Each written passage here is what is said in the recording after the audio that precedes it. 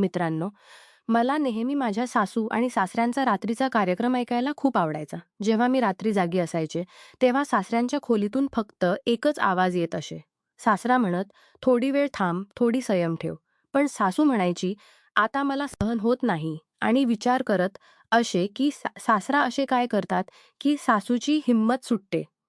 एका रात्री मी हे जाणून घ्यायला सासऱ्यांच्या खोलीत लपून पाहिले, पण त्या रात्रीने माझे होश उडवले. ही कथा मी तुम्हाला सांगणार आहे. नमस्कार मित्रांनो. आजच्या या कथेत तुमचे स्वागत आहे.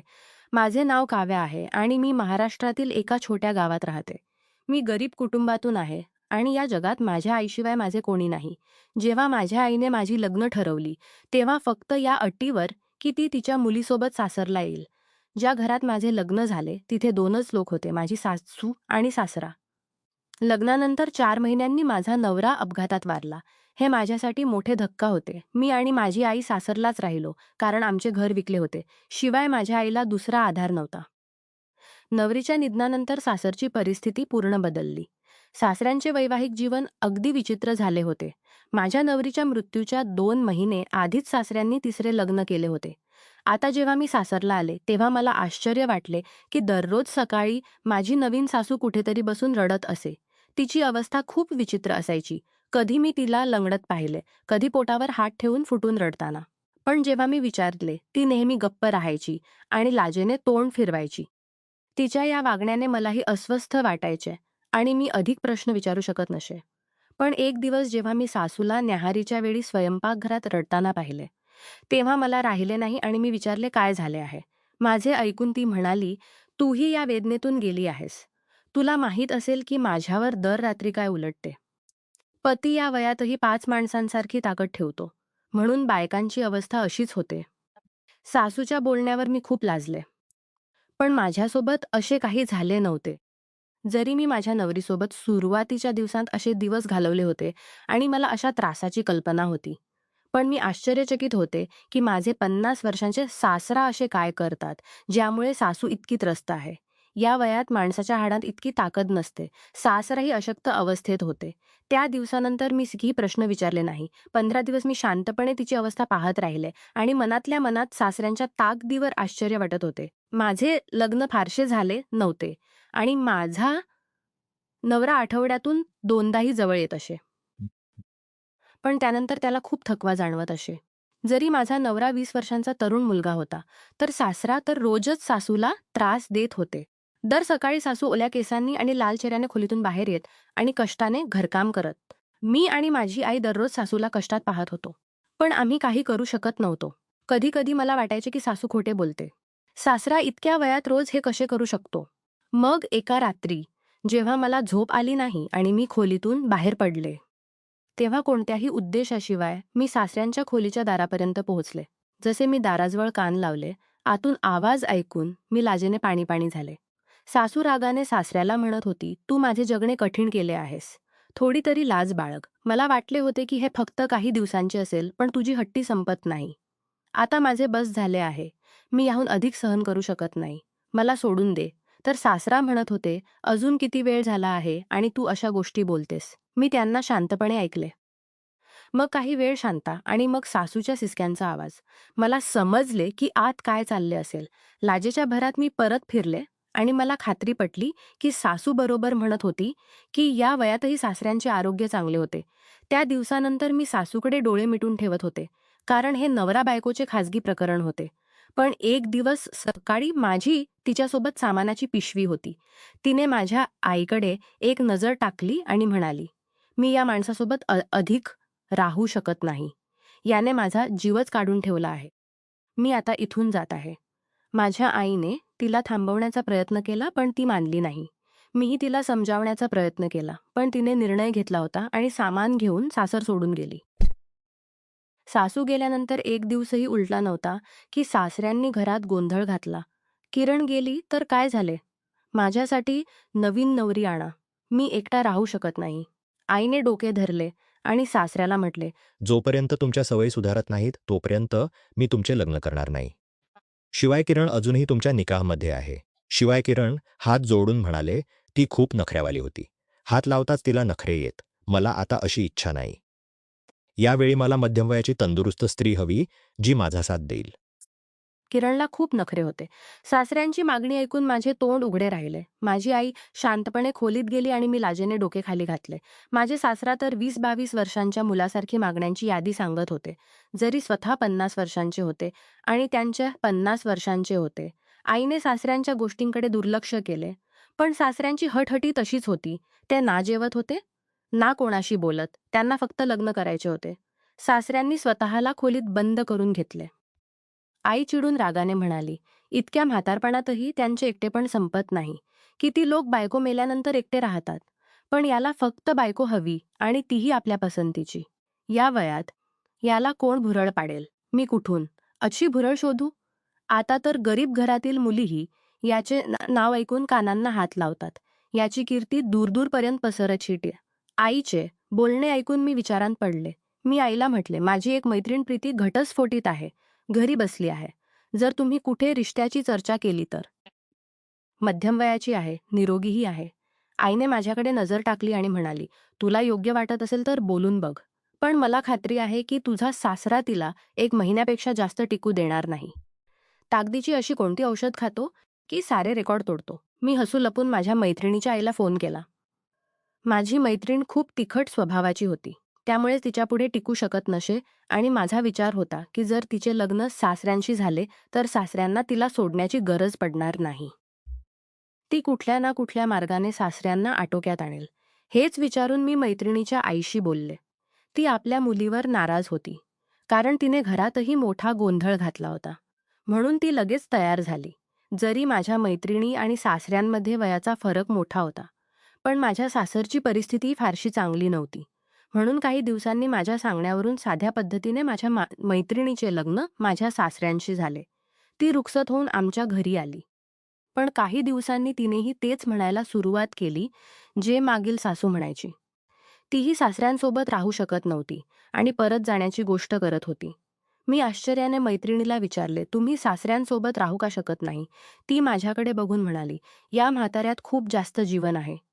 मी तर हे विचारून लग्न केले होते की यात आता दम नसेल आणि माझे आयुष्य आरामात जाईल. पण इथे येऊन कळले की हा खूप हट्टाकट्टा आहे आणि तुला माहीत आहे का असे का आहे? मी नाकारत डोके हलवले. तर ती हळूच जवळ आली आणि म्हणाली, कारण हे जे खास नुसके वापरतात हे त्याचे परिणाम आहे. असे म्हणून ती परत खोलीत गेली. पण मी विचारांत पडले होते. हळूहळू मला समजले की सासरा असे काही खातात ज्यामुळे त्यांच्यात इतकी ताकद आहे. मी डोके धरले. ही गोष्ट माझ्या मनात कधी आली नव्हती. मग मी दाबलेल्या शब्दांत आईला ही गोष्ट सांगितली तर आई म्हणाली, शोधून बघ सासरा कोणते नुसखे वापरतात. असे नाही की त्यांच्या नुसख्यांमुळे नवीन नवरीचाही जीव जाईल आणि ती पळून जाईल. मी कानांना हात लावले आणि म्हटले, आई मी तर त्या प्रकरणांपासून दूरच बरे. आधीच विधवा होऊन इथे बसले आहे. तुमच्या खर्चाबरोबर आता माझा खर्चही सासराच उचलतात. मग मी कसे सासऱ्यांच्या प्रकरणात हस्तक्षेप करू शकते? माझे ऐकून सारे सासऱ्यांच्या जोरावरच होते. म्हणून तिने सासऱ्यांना आटोक्यात ठेवण्यासाठी त्यांची लग्ने करायला सुरुवात केली. पण कोणतीही मुलगी टिकली नाही. जी येई ती काही दिवसांनी शांतपणे घर सोडून जायची आणि सासरा पुन्हा लग्नासाठी हट्ट करत. आता समजत होते की मुली गाजात होत्या. माझी एक मैत्रीण ही कठीणाने 2 महिनेच टिकली. आणि मग एक दिवस ती शांतपणे सामान बांधून सासऱ्यांकडून घटस्फोट घेऊन गेली. तिच्या गेल्यानंतर सासरा खूप दुःखात होते आणि रडत म्हणाले, माझ्या नशिबात बायकोचे सुखच लिहिलेले नाही. जरी मी माझा शेवटचा काळ एकटा घालवू इच्छित नाही. सासऱ्यांची अवस्था खूप खराब झाली होती. सासूच्या गेल्याचा त्यांना खूप धक्का होता. हे ऐकून माझ्या आईला समाधान मिळाले. पण सासऱ्यांनी पुन्हा तीच गोष्ट केली. पण एकटेही राहू शकत नाही. ते सारी रात्र घरात इकडे तिकडे फिरत आणि सारा दिवस त्रस्त दिसत. त्यांना एकटेपणा अजिबात सहन होत नसे आणि या गोष्टीची मलाही चांगली कल्पना होती. मग आईने सासऱ्यांसाठी मुलगी शोधायला सुरुवात केली. एका रिश्त्यावालीने खूप विचित्र गोष्ट सांगितली. तुम्ही तुमच्या विधवा मुलीचे लग्न याच्याशी का करत नाही? घरातील गोष्ट घरात राहील आणि तुमची मुलगीही बसून जाईल.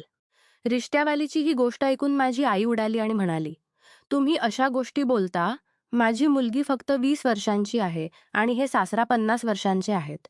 रिश्त्यावालीने विचित्र नजरेने आईला बघितले आणि म्हटले, तुम्ही आतापर्यंत इतक्याच वयाच्या मुली या म्हाताऱ्यासाठी आणल्या तर मग तुमची मुलगी देण्यात काय अडचण आहे? तुमच्या मुलीची रंगत पूर्ण काळी आहे. पहिले लग्नही कठीणाने झाले होते. दुसरा रिश्ता मिळणे खूप कठीण आहे. पण माझी आई विचारात पडली. जेव्हा ही गोष्ट मला कळली तेव्हा मी रागावले. मी म्हटले, "आई कशा गोष्टी करता?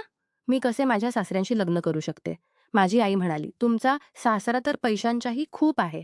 आईही माझ्या लहान वयात विधवा होण्याबाबत चिंतित होती. आणि माझी सूरत रूप आणि उंची अशी होती, की दुसरा रिश्ता मिळणे कठीण. आईचे बोलणे ऐकून मी विचारात पडले. ज्या रात्री मी सासऱ्यांच्या खोलीतून सासूचे आवाज ऐकले, मी स्वतः सारी रात्र बेचैन राहिले होते. माझेही मन इच्छित होते, की माझ्या आयुष्यात पुन्हा कोणी व्यक्ती येईल.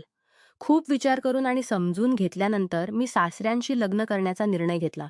जेव्हा सासऱ्यांना ही गोष्ट कळली, तेव्हा ते आनंदाने वेडे झाले आणि म्हणाले, "याहून चांगले काय होऊ शकते? ही तर मला कधी सोडूनही जाणार नाही." आईने साध्या पद्धतीने निकाहाची व्यवस्था केली. 1-2 शेजारींना ही गोष्ट कळली तर सगळे आश्चर्यचकित झाले. सगळ्यांना माहीत होते, की तो माझा सासरा आहे. पण तरी हा रिश्ता खूप विचित्र आणि गरीब होता. मी आतापर्यंत ज्याला सासरा म्हणत होते, आता ते माझे पती झाले होते. मग जेव्हा मी त्यांच्या खोलीत पोहोचले, तेव्हा मला एक विचित्र भीती वाटू लागली. मी विचार करत होते, की सासराजींमध्ये किती ताकद असेल आणि ते पहिल्या रात्री काय करतील. मी त्यांना कसे सहन करेन. काही वेळानंतर सासराजी खोलीत आले आणि कपाटातून एक पाकीट काढून एका कोपऱ्यात बसले. हे पाहून मी उठून सासराजींजवळ जाऊन विचारले, "आपण काय करत आहात?" तर त्यांनी म्हटले, "भाजलेले चणे आहेत. मी त्यांचा उपयोग करतो." सासराजींची ही गोष्ट ऐकून मला लगेच सासूची गोष्ट आठवली ज्यात त्यांनी सांगितले होते, की ते देसी नुसखे वापरतात. मी लगेच सासऱ्यांकडून ते चण्यांचे पाकीट घेतले आणि म्हटले, "आपल्याला हे खाण्याची गरज नाही." सासरा नाराज झाले. त्यांनी पाकीट माझ्या हातातून घेतले आणि म्हटले, "मी म्हातारा होत आहे. मला माझी काळजी स्वतः घ्यायची आहे." मग त्यांनी चण्यांमध्ये थोडी साखर आणि मलाई टाकली आणि ते मिश्रण दुधाच्या ग्लासात टाकून मला दाखवले. पाहता पाहता त्यांनी तो दुधाचा ग्लास प्यायला. मला खूप घबराट झाली. असे वाटत होते, की आता मीही सासूसारखी सासऱ्यांपुढे टिकणार नाही. पण काही वेळानंतर माझ्या आश्चर्याची सीमा राहिली नाही. जेव्हा सासऱ्यांनी मला मोठ्या प्रेमाने हात धरला आणि म्हटले, "तू थकली असेल, आराम कर." त्यांनी माझ्यावर कोणत्याही प्रकारची जबरदस्ती केली नव्हती, नाच कोणत्याही नात्याची अपेक्षा व्यक्त केली नव्हती.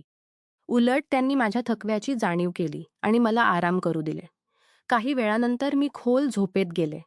दुसऱ्या दिवशी सकाळी सारे खूप आनंददायक होते. सासऱ्यांनी मला मोठी रक्कम दिली आणि म्हटले, "हे तुझ्या भविष्याच्या सुरक्षेसाठी आहे. हे तुझ्या खात्यात जमा कर जेणेकरून मला काही झालेल." हे ऐकून मी थोडी अस्वस्थ झाले आणि म्हटले, "आपला साथ माझ्याजवळ आहे. तर मला या पैशांची गरज नाही." माझे ऐकून सासऱ्यांच्या चेहऱ्यावर आनंद आला. पण तरीही त्यांनी ते पैसे माझ्या खात्यात जमा करवले. आणखी काही दिवस गेले, पण मी त्यांच्यात कोणतीही वाईट सवय आढळली नाही. ते खूप काळजी घेणारे होते. शांत स्वभावाचे होते आणि प्रत्येक छोट्या गरजेची काळजी घेत. आमच्यात एक चांगले आणि खरे नाते तयार झाले होते. पण यातही त्यांनी कधी जबरदस्ती केली नाही. उलट नेहमी माझी मर्जी, माझा आनंद विचारत. माझ्याजवळ येण्यापूर्वी माझ्याकडून परवानगी मागण्यावर मी खूप आश्चर्यचकित होते. कारण मी विचारले होते की लग्न करण्यापूर्वी सासरा पूर्ण वेगळे असतील. मग एक दिवस जेव्हा मी त्यांना हा प्रश्न विचारला, तेव्हा सासऱ्यांनी माझ्यासमोर असा एक राज उघडला, ज्यामुळे माझे होश उडाले. ते म्हणाले, "मी माझे सारे आयुष्य तुझ्या आईसोबत घालवले आहे. ती नेहमी छोट्या-छोट्या गोष्टींची काळजी घेत असे. म्हणून माझ्यासाठी एकटे राहणे खूप कठीण होते. लग्न करण्याचा विचार नेहमी माझ्या मनात होता. पण जेव्हा कोणी मुलगी लग्न करून येई, ती माझ्या पैशांकडे लक्ष देई, जसे मी तुला तुझ्या भविष्यासाठी पैसे दिले होते. तसेच मी माझ्या पहिल्या बायकांनाही लग्नानंतर पैसे दिले होते, जेणेकरून त्यांना वाटे की मी लवकर मरणार नाही आणि त्या स्वतःला असुरक्षित वाटणार नाहीत. पण असे करूनही काही दिवसांनी त्या खूप पैसे घेऊन माझ्याकडून घटस्फोट घेत. त्या मला इतके त्रास देत, की मी त्यांना सोडण्यावर भाग पडत. मग त्या स्वतःच कुठल्यातरी कारणाने माझ्यापासून वेगळ्या होत आणि मी पुन्हा कधी त्यांना परत घेण्याचा प्रयत्न करत नसे. कारण अशी स्त्री का स्वतःजवळ ठेवायची जी आधी पैशांसाठी माझ्याशी जोडली होती? मी नेहमी हेच विचारत असे, की एक दिवस मला कोणी चांगली आणि खरी बायको मिळेल, जी माझ्या पैशांसाठी नाही, तर माझ्याशी खरे प्रेम करेल आणि माझ्यासोबत आयुष्य घालवेल. पण असे कधी झाले नाही.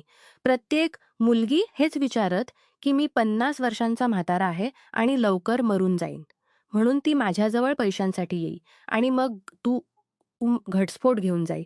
तेव्हा तू मला तसेच खरे काळजी घेऊ लागलीस, जसे माझ्या पहिल्या पत्नीने केले होते. मी पाहिले की तुला पैशांचा कोणताही लालच नाही. मी तुलाही पैसे देऊन हेच पाहण्याचा प्रयत्न केला की तू माझ्या पैशांसाठी माझ्याजवळ आहेस का? पण जेव्हाच तेव्हा माझ्या आनंदाला सीमा राहिली नाही. मला समजले की आता माझे आयुष्य सुखात जाईल. तू माझ्या वयापेक्षा खूप लहान आहेस, पण तू सिद्ध केले की नवराबाईपेक्षा खूप लहान आहेस. सासऱ्यांच्या बोलण्यावर मी पूर्ण आश्चर्यचकित झाले. मग मी सासऱ्यांना विचारले, आपण चणे आणि साखर का खाता? माझे ऐकून ते हसले आणि म्हणाले, हे एक शक्तिशाली नुस्खा आहे. यामुळे फक्त डोळेच नाही तर हृदयाचे आरोग्यही मजबूत होते आणि पुरुषांच्या शक्तीतही वाढ होते. पण मी हे माझ्या डोळ्यांसाठी वापरतो, कारण वेळेनुसार माझ्या डोळ्यांची रोशनी कमी होत आहे आणि मी इच्छितो की माझे डोळे खराब होऊ नयेत, म्हणून मी रोज हे वापरतो. सासऱ्यांची ही गोष्ट ऐकून माझ्या चेहऱ्यावर हास्य आले. ते खरोखरच खूप चांगले माणूस होते. त्यांच्या चांगुलपणाचा फायदा घेत राहिले होते. आता मला समजले होते की ज्या स्त्रिया या घरातून घटस्फोट घेऊन पळाल्या होत्या, त्या सासऱ्यांचे पैसे लुटून गेल्या होत्या आणि माझी आई तर सासऱ्यांच्या पैशांसाठीच घरात राहिली होती. जर सासऱ्यांजवळ पैसे नसते, तर का माझी आई त्यांच्या घरात राहिली असती? आता मला समजले होते की हे जग पैशांच्या मागे धावते आणि जेव्हा पैसे मिळतात. पण माझ्या सासऱ्यांनी मला पत्नी म्हणून जे प्रेम दिले होते, ते मी कधी सोडण्याचा विचारही करू शकत नव्हते. आज मी माझ्या 50 वर्षांच्या पतीसोबत एक सुखी आयुष्य घालवत आहे आणि पूर्ण आनंदी आहे. नक्कीच जर या काळात एक चांगला साथी मिळाला, तर याहून मोठी कोणतीही गोष्ट असू शकत नाही. वयाच्या फरकाचा परिणाम फक्त तुमच्या मनावर होतो. जर माणूस निरोगी आणि शक्तिशाली असेल, तर तो सहज एकमेकांच्या सर्व गरजा पूर्ण करू शकतो. पण आपल्या समाजात पैसेच सर्वात नात्यांचीही कदर होते. जर माणूस साधी आयुष्य जगत असेल, तर तो नेहमी स्वतःशीच झगडत राहतो. नमस्कार मित्रांनो, तुम्हाला ही कथा आवडली असेल, तर चॅनेलला सबस्क्राईब करायला विसरू नका. आणि यापेक्षाही अधिक रंजक व्हिडिओ पाहण्यासाठी माझ्या चॅनेलवर नुकताच अपलोड केलेला नवीन व्हिडिओ नक्की पहा. तो तुम्हाला खूप आवडेल, अशी मला आशा आहे.